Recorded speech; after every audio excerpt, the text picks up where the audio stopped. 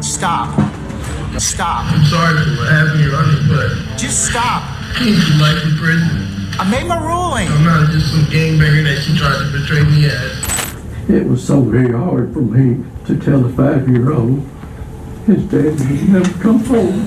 I don't regret it. The only thing that regret is that he was killed too.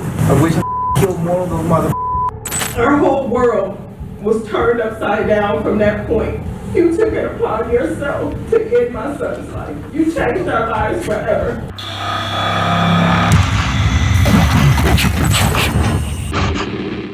This is Jonaki Martinez Estrella, who was facing murder charges in New York City. On the night of June 20th, 2018, Estrella, along with Manuel Rivera, Elvin Garcia, Jose Munez, and Antonio Santiago, brutally stabbed and killed 15-year-old Lesandro Guzman Feliz. All 5 were part of a vicious Dominican gang called the Trinitarios. According to reports, Lesandro had gone to meet a new friend a few blocks away from his apartment in the Bronx when 4 cars pulled up.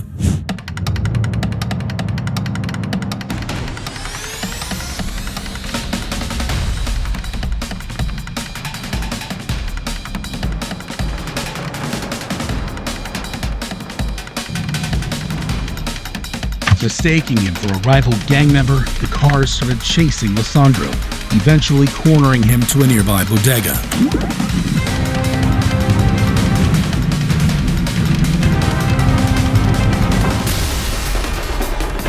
CCTV footage from inside the shop shows a desperate Lesandro seeking refuge and trying to hide behind a counter.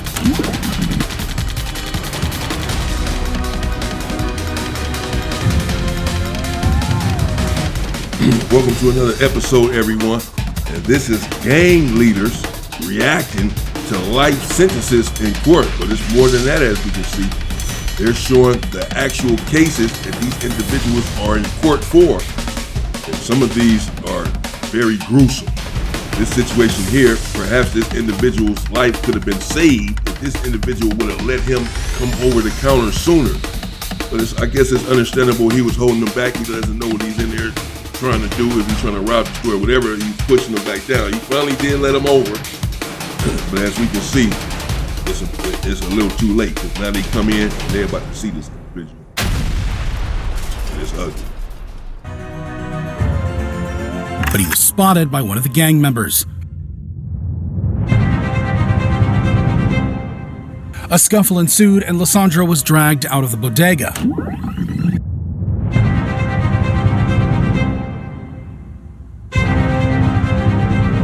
What happened next shocked the entire city of New York. Armed with large knives and machetes, the 5 took turns brutally stabbing the teenager.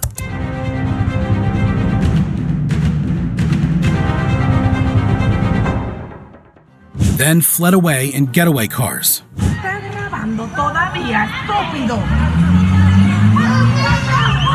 After the attack, a severely injured Lesandro managed to enter the shop but was sent away. Outside and fading fast, he gestured towards onlookers to call 911. Then he started running towards St. Barnabas Hospital, which was just 1 block away, before collapsing at the entrance.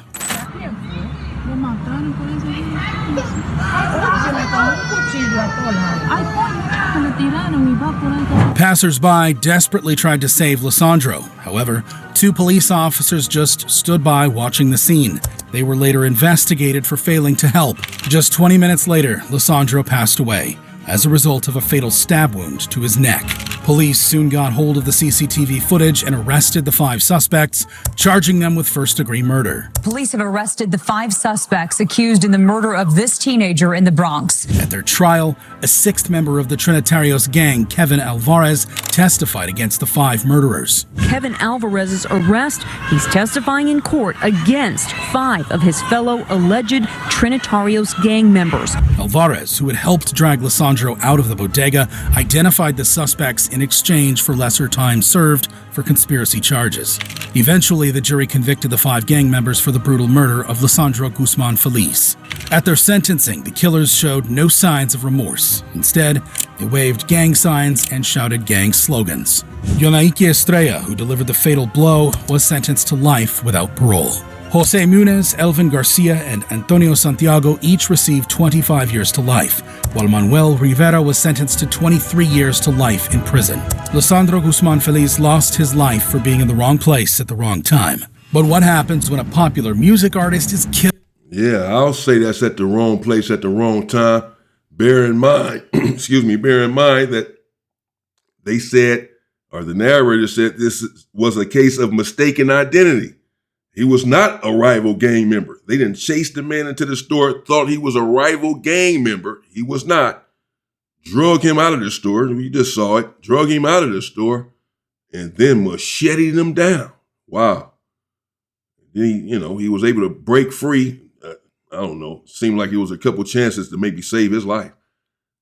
After he was stabbed up, he ran back into the store. Dude pushed him away. Instead of calling 911, perhaps calling 911 when he first came in the store and was seeking refuge, especially once they came in and dragged him out of the store. Had he dialed 911 there, which takes no time, and, the hospital is 1 block away where he eventually ran to, and the police are not far away. And while they're out there stabbing him, the police could have been on their way. And then by the time they were done, perhaps the police would have been there. If not before they were done, certainly by the time they were done, and rushed him to the hospital, etc. Perhaps he could have got some help because he was able to run all the way down to the hospital, getting to the front door, and for 20 minutes, they said 2 other police were just sitting there watching him for 20 minutes and did nothing. So he had time. They had time to stop the bleeding. He had time. He had situations where they perhaps could have saved that man. And then again, the most horrific part of it all is that it's mistaken identity. He doesn't even gangbang. They got the wrong individual. They're unremorseful, as we see. They lost their lives. They all got life sentences. Then took this man's life. And this is the gang culture and the street culture. Foolish, nonsense, genocidal, and constant mistakes, mistaken identity. Constantly, people who are uninvolved in the culture lose their lives through these drive-by shootings, just coming by shooting little children, getting shot, and all of this. It's a bunch of nonsense that needs to stop immediately. Everyone's just losing their life for no reason. Killed in broad daylight, like in the case of José Onfroy, a rapper popularly known as XXXTentacion, who was killed during a robbery in Florida. On June 18th, 2018, 20-year-old Onfroy was out shopping for a motorcycle with his step-uncle Leonard Kerr.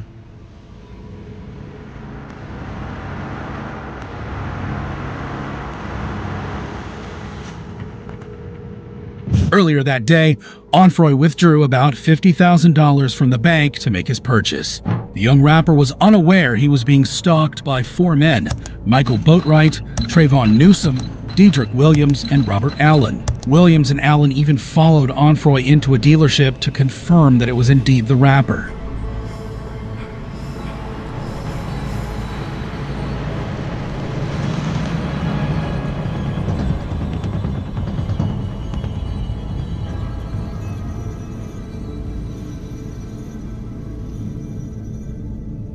Then, as he left the shop, Onfroy's car was intercepted by a black SUV.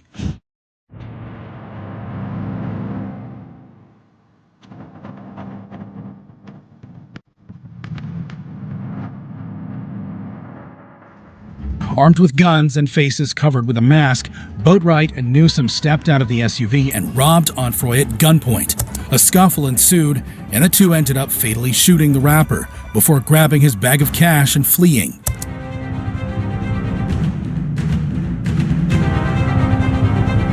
A passerby filmed the immediate aftermath of the attack and called 911. Another captured Onfroy's lifeless body in the driver's seat of his BMW. The tragic incident left the hip-hop industry in shock. with popular artists like Diplo and J. Cole paying tribute to the teenage sensation. Shortly afterwards, the four were arrested and charged with first-degree murder and armed robbery. And of course, a lot of us can remember when that situation transpired. Rest in peace to that man. As crazy as we just seen, they follow him into this. He looked at him. Looks like his uncle looked at them as well. Looked like he had a little time when he was pulling off and the SUV was pulling up. He's in a fast car to just skirt off and, perhaps they would have started shooting. I don't know, but maybe not.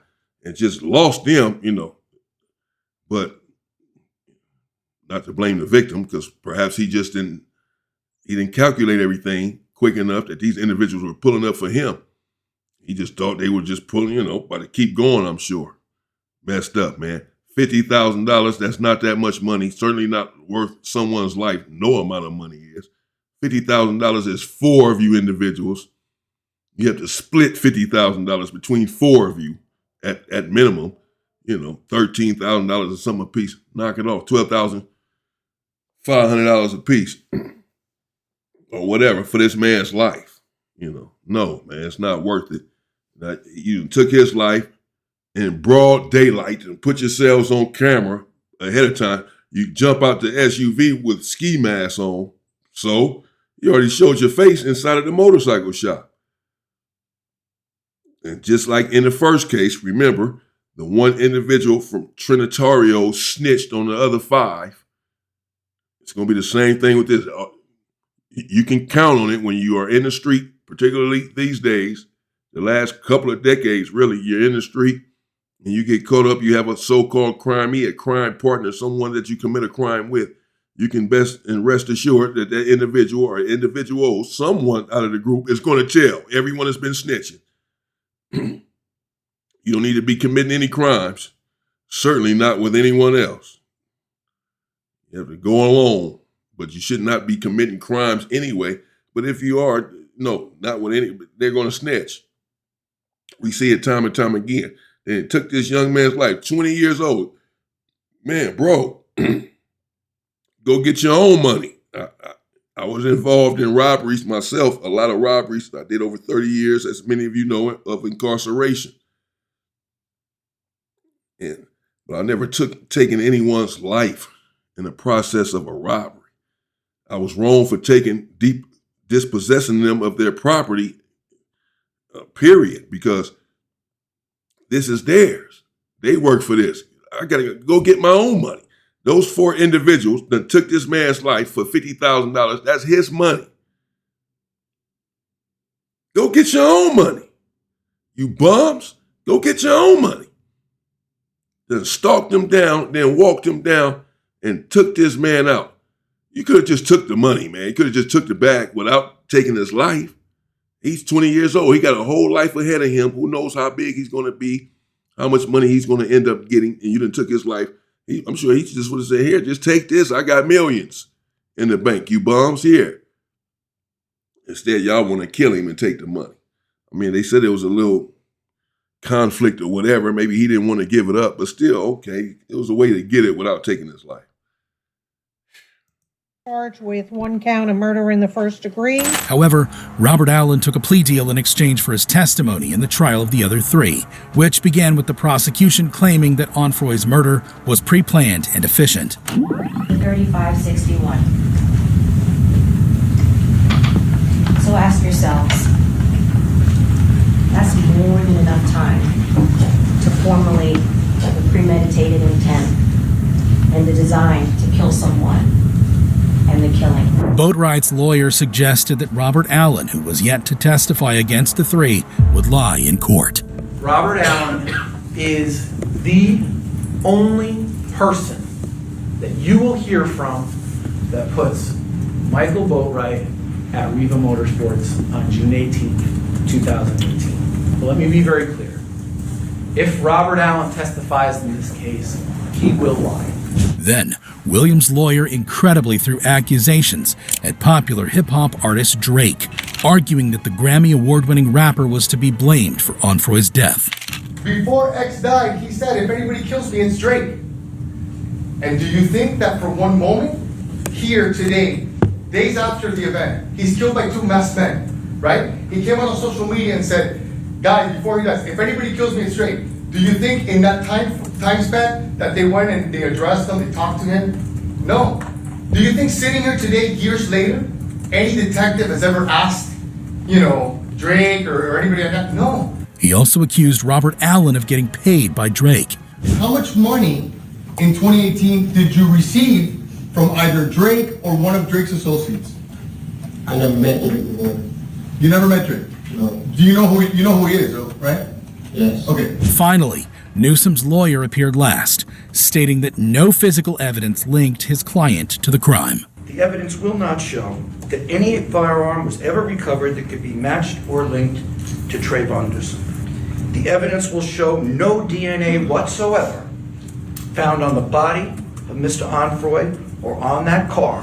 However, he was wrong. The prosecution presented a boatload of evidence in court, including CCTV footage from the crime scene. But it was 3 pieces of damning evidence that settled the case. First was the testimony of Onfroy's step-uncle Leonard Kerr, who fled the scene of the shooting. He described what actually happened that day. Taller guy, as I tell you, the taller guy went round to Jassie's side. The shorter one now come around to the door that I was, my door that I opened, and he go inside the car. And then I heard something like, "Hey!" How much time I don't know, but I heard something like explode. Kerr also reenacted the moment Onfroy was shot. You don't come out the effing car. And he was like with a gun. You don't come out the effing car. The shorter one was at Jassie's side. The second crucial piece of evidence was pictures and videos captured the day of the shooting, showing the defendants posing and dancing with stolen money. It shows Williams fanning $100 bills and surrounded by money. And this video taken at 12:35 a.m. This time Williams appears to be in a car, also fanning $100 bills, smiling and singing. And finally, yeah, you're going to jail. You individuals, these individuals will learn sooner or later, that the FBI has made it clear, police, period, in general, that they're watching podcasts. They're watching social media. They listen to rap songs. They filed charges on individuals lately just based on their lyrics, based on rap songs. People who write books. They filed charges on the lady who wrote a book about killing her husband. Wrote it as fiction. They put 2 and 2 together and arrested her. The individual who was a professional basketball player was Lorenzen Wright, I believe. And these individuals allegedly commit this murder in broad daylight on camera. Everything on camera. Them stalking them, walking them down into the motorcycle shop, and then them pulling up, stopping them, and everything, drawing down on them, and etc.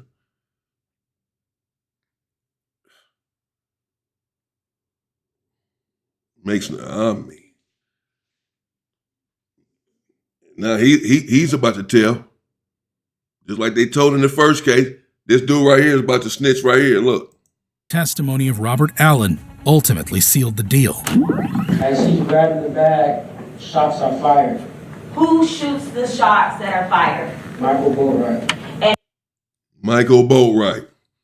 Who shoots the shots that are fired? Michael Boatwright. He's saying first and last name, telling them the whole government. Michael Boatwright did it. He was with him. You were with him though. You can't take the heat. Stay out of the kitchen. You were with him. Why are you snitching now? You were there. You were a part of all of this. Took this man's life. Take your medicine like you took his life. Don't go in there tucking your tail, being a big old jelly bean now. You did what you did. Don't go in there snitching now. Jeez, these people make me freaking sick. And who does he shoot? Triple X. Where does he shoot him from? What side of the car? Driver. Allen claimed that Newsom grabbed the bag of money, Boatwright shot Onfroy, and Williams was the getaway driver as he sat in the car. Unsurprisingly, the trio were convicted of all charges and sentenced to life in prison without parole. Michael Boatwright received an additional life sentence plus 30 years, as he was the one who pulled the trigger on Onfroy. As for Robert Allen, his plea deal meant a reduced sentence of 7 years in prison plus 20 years probation for second-degree murder, while XXXTentacion's promising life was cut short for a few $1,000s. But what happens when an attempted robbery goes horribly wrong? Like in the case of Michael Thomas, who's facing homicide charges in Wisconsin.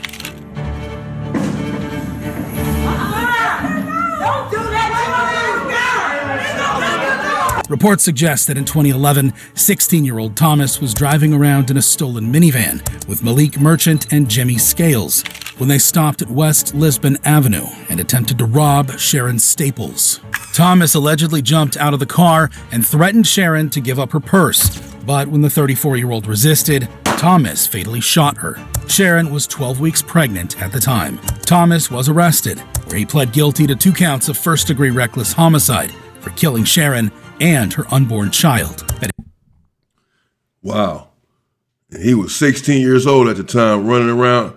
These young dudes, you want to be tough, you want to carry weapons, you think you're some sort of gangster because you can pull a trigger. It does not make you a man, does not make you tough, does not make you a gangster. As we can see now when they get in the courtroom, and now they don't cry now they're faced with the reality and the consequences of their actions. And they turn meek. They turn very docile. Now he's acting now upset, angry, diving on the floor. They got to wrestle him to the floor. His family's all upset. Don't do him like that. No, don't do her like that. Took a woman's life, a 34-year-old black woman, because that's all these individuals target and abuse and kill are their own people. Took a 34-year-old black woman's life who was pregnant. And then her unborn child never came to be because of this individual's actions, or allegedly. 16 years old, running around killing people, putting a gun to grown women's heads, women who have a whole life to live, who have children to raise, and killing them. Has a child in her stomach. I'm sure maybe he didn't know that or whatever. Maybe he did. Maybe she was really showing. She could have been 6, 7, 8 months, 9 months pregnant where it's clear she's pregnant. But because she didn't give it up, and I was going to say that ironically enough, in the prior story with the rapper XXXTentacion or whatever his name is, rest in peace of that brother, the XXX, that perhaps he wouldn't have been killed if he would have got out of the car. I don't know that to be a fact. These individuals are just foolish with these young dudes with these weapons. Think that they're tough with these weapons. And so who knows? But perhaps he was thinking because it was broad daylight, they're not going to shoot, Because the uncle said that they had the weapon pointed at him and said, get out the car. I'm telling you now, you better get out of the car, which indicates, he was refusing to get out. He was basically refusing to give up the money or thinking they're going to carjack him and take the money, whatever. I don't know. Again, this is never to blame the victim because he didn't deserve it either way.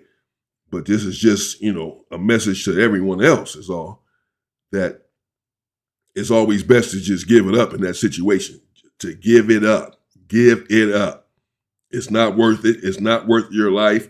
No matter what it is, you can get it back. Just give it up. And again, that may not even save your life because sometimes people give it up and these individuals still just, do what they do. But you have a better chance, at least, when you give it up. You have a better chance of saving your life. I've seen too many situations, too many stories where people did not give it up and the individual ended up pulling the trigger because the individual resisted. And they're just already in too deep. They already pulled out a gun. They already got the gun pointed at you. They just like, forget it. You got me standing here with this weapon. You think it's a game. You think it's a joke. And they just end up pulling the trigger. They're not thinking correctly. They're not thinking straight. Evidenced by the fact that they have a gun pointed at you to begin with. And again, I don't know that would have saved his life, but I don't know that they would have took his life had he just got out of the car and said, here, man, take it here. Here's the bag of money here. Here are the keys to the car. Just don't touch me and my uncle, man. Here you go. Because they don't have anything personal against him. They just want the money. Now, that first situation, that was some gang stuff, and it was just mistaken identity. He ran in the store and macheted this individual down. There was not anything that he could have done. That was not a robbery. And then this situation right here, same thing. Don't know that this, this weird, tough, young street individual would have did anything different. Who knows? But there's at least a chance that had she given up the purse, had she just given it up, there's at least a chance he'd have said, okay, and ran up and just ran. But once, they take this as a challenge, they struggling with you, they trying to get in, you got a gun pointed at you and you still saying no, or you think I'm playing. They take it as a challenge. And then he didn't let the trigger fly. He didn't squeeze the trigger and it took this woman's life and her unborn child. Someone did. He's accused of it. Allegedly, it was him. Now we get in here and you're tough. But anyway, my point is, just give it up and let us see another day. No matter how much if it's $1 trillion, it doesn't do you any good if you're in the cemetery. They still got the money. They just killed you and got it. They still got the bag from XXX. They just killed him and got it. They didn't get to enjoy it. They locked up. They in jail. They're in prison for the rest of their life. But that could have been the same thing even had they not killed you. They still get arrested for a robbery, assault with a deadly weapon, for pointing a weapon at you and all that. Just make it home to another day. Because these individuals out here are some cowards and they're unhinged. They pull the trigger too quick because they're cowards. His sentencing, Thomas was initially calm and silent. Then suddenly, all hell broke loose. Don't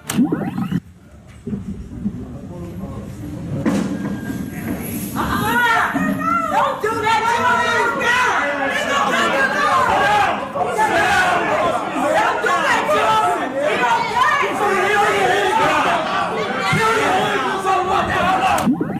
As he was about to leave the courtroom, Thomas looked towards his family and made an attempt to move towards them. This prompted court deputies to tackle him to the ground, causing an outburst among those sitting in the gallery.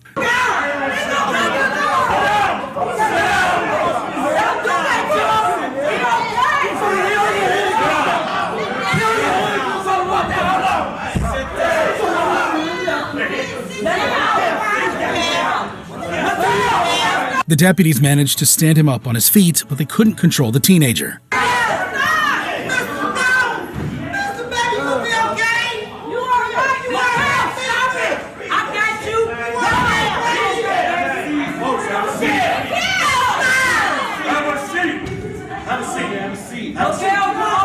At last, Thomas was restrained and escorted out of the courtroom.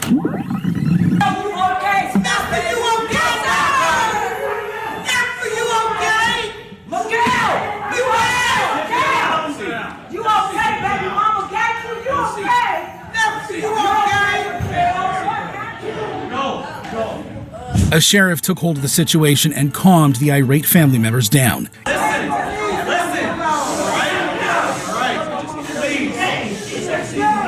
No good is going to be done by this courtroom being disrupted. Okay? What's going to happen is we are going to allow the other people that were in this courtroom to leave. Okay? Eventually, the crowd started leaving. No, Sean. A deputy asked a guy named Chuck to wait, but Chuck was having none of it. Just wait, okay? We're gonna let everybody go. Mama right there. Come on, every time I fuck a little bit, leave me the fuck alone.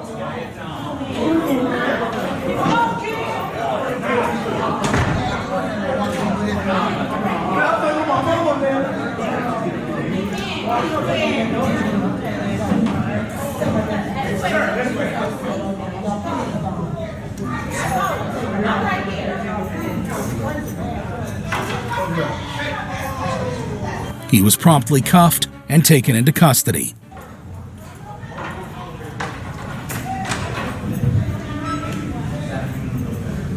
Ultimately, Michael Thomas was sentenced to 35 years in prison. As for Malik Merchant, who police said acted as a lookout, he was sentenced to 17 years in prison. The getaway driver Jimmy Scales, who claimed to be a member of the street gang Disciples, was sentenced to 25 years in prison. While Michael Thomas showed great physical strength and defiance in court, what happens when a gang member bursts into tears? Yeah, well, 35 years in prison, he still got away. He still was blessed. He took 2 lives, an unborn child and the mother. At 16 years old, 35 years, he's subject to do maybe 20 years of that, 22 years or less, the way the laws are these days, the way the laws constantly change. Excuse me. He can be out 13, 14 years. Man can be out before he's 30. This happened when he was 16, and he took 2 lives, so he got he was blessed. And then they went and got an old boy because he was doing the most hooping and hollering there in the courtroom. Oh, man, leave him alone, let him go, and all that. As everyone else is walking out of the courtroom, they go and gaffle him up. He was doing just fine when he was walking out. Then he started crying when they called his name. Chuck, check it out, Chuck. About to cuff you up. Man, my mama, man, leave me alone. No, you're going crazy, but I understand. He's standing up for his nephew or whoever that was, the young 16-year-old that had took 2 people's lives. And then the family, they see it's getting serious. They all just keep on walking out. I see they got babies and all that with them, but so what? And when it's up, it's up. Don't leave me in here to get cuffed up. We was all just in here going crazy because they didn't slam them down. What's up? Everybody come in here and you got to take all of us to jail. Leave them alone. Let them go. They don't even put up a fight. They just all walk out of the courtroom. Yeah, okay, y'all ain't about that life. Y'all shouldn't have been doing all that hooping and hollering in to begin with. You weren't going to carry it all the way out. Okay, now we had this individual here. He's taking the opposite approach. He's boo-hooing. He crying. You wasn't crying when you did what you did. Let's see what the hell he done did. What are he crying for?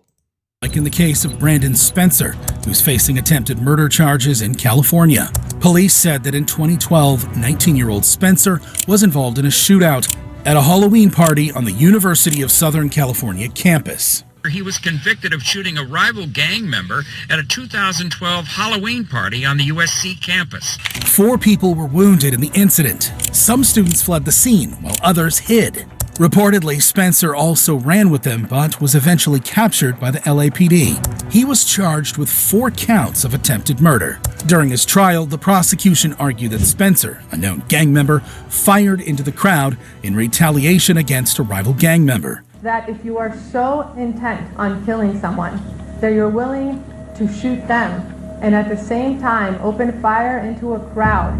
However, Spencer maintained his innocence throughout the trial. Sorry for what happened, Your Honor, but I came to life in prison. And I'm not a bad person, but I made mistakes. But I'm not just some gangbanger that she tried to portray me as. But the jury was having none of it.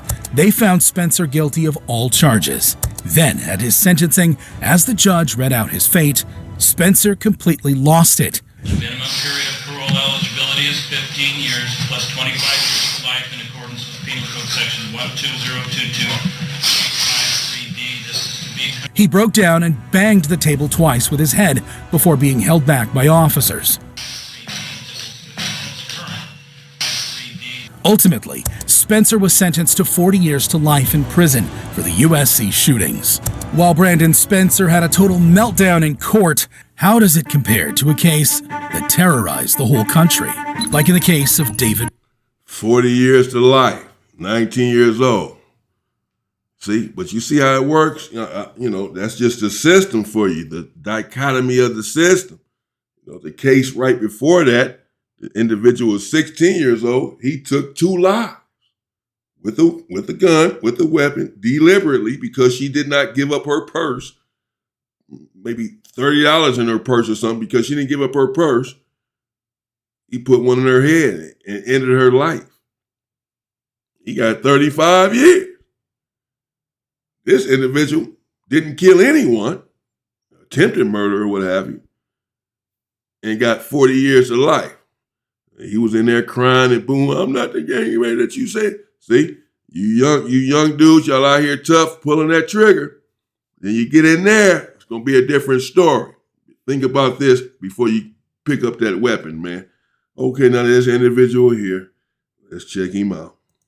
Parga, who's on trial for murdering a student in California. In 2006, 27-year-old Leland Washington, an African-American, was reportedly asked to leave a Halloween party where most of the guests were Mexican gang members.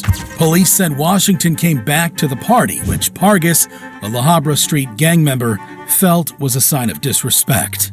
The gangster then walked up to the college graduate and, without provocation, shot him several times in the torso.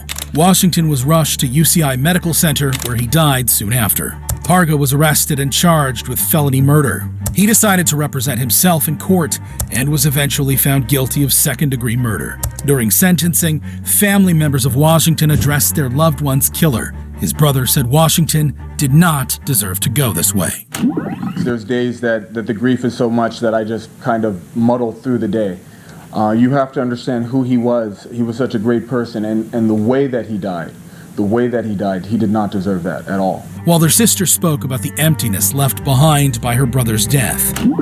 Halloween weekend will never be the same for us.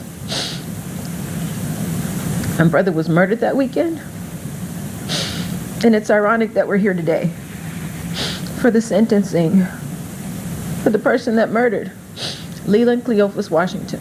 And finally, their mother said if given a chance, Washington would have been a great friend to his killer. And I think if Mr. Parga had ever known him, he couldn't have been anything but a friend to him.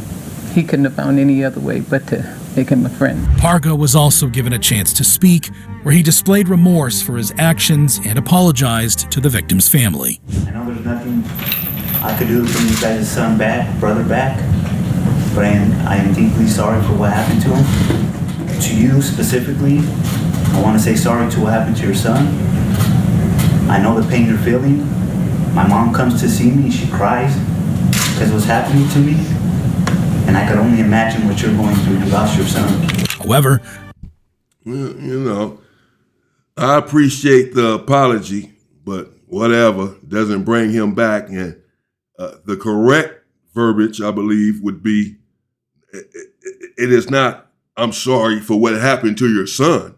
He said that twice. I'm sorry for what happened to your son, what happened to your brother, and to you specifically, I'm sorry for what happened to your son. No, nothing happened to him. He wasn't in a car accident. He didn't slip on a banana peel and fall off a cliff. You know, a lion didn't eat him when he fell into a lion enclosure. You know, don't show remorse because some freak accident happened to him. I'm sorry for what happened to your son. No. I'm sorry for killing your son. I'm sorry for deleting him. I'm sorry for shooting him multiple times in the torso for no reason other than because he was black and I didn't want him around me and my people, so I shot him. I'm sorry for being a racist who hated black people and killed your son, your young son, for no reason. And Mom, you're sitting here talking about how he would have been my friend. I know, because that's just how black people are. They love everybody. She's in there telling the man that killed her son, he would have been your friend. He had no choice but to be your friend. What is she saying? He loves everybody. This is what I taught him, right? In church, Jesus, he loves everybody. He'd have loved you.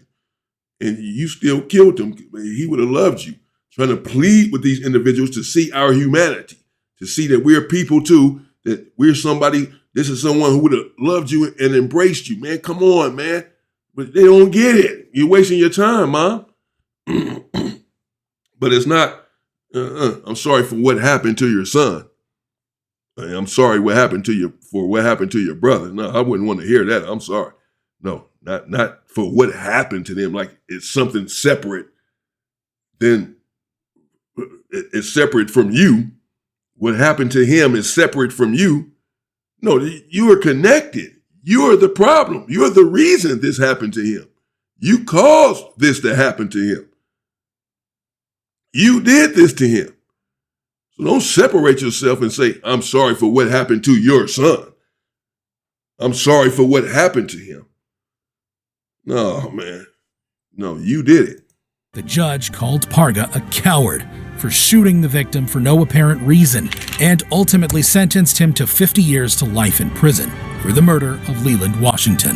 While David Parga was a small-time gang member at the bottom of the food chain, what happens when the leader of a biker gang gets caught?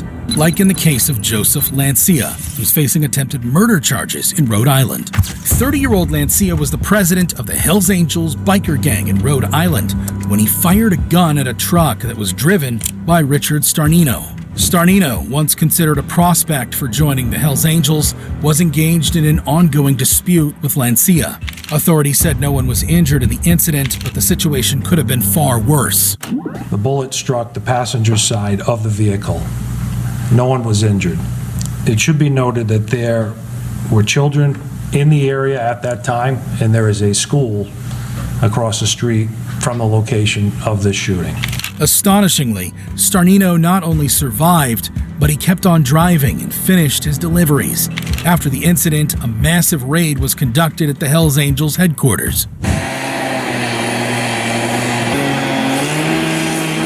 Anyone inside 161 Messer Street? This is the state police. Come on with your hands up. Do it now.